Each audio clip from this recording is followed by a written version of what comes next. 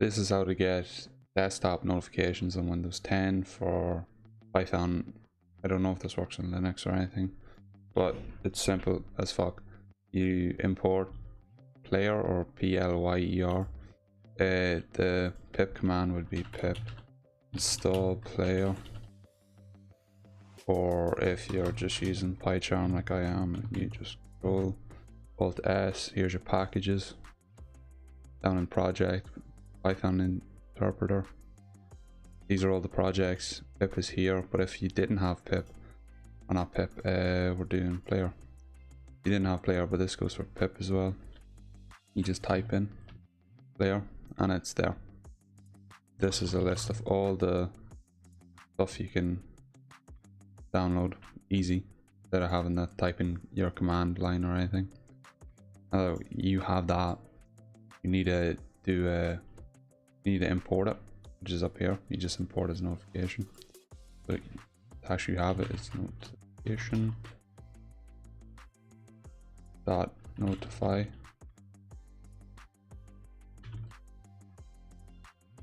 And then you need your title, which is the main thing of what's going to be notified. So I don't know, you need a, I don't know, that thing.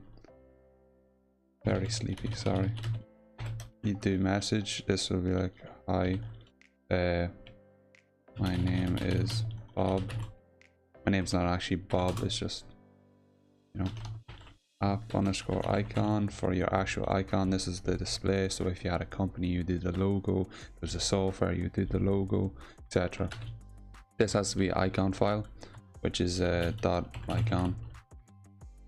I don't know if it works with PNGs. I don't think it did. I remember it worked with icon. It would be just anything with dot icon, and this would be your path. So it'd be your path or icon. I think it's like ICO or something. Let's see.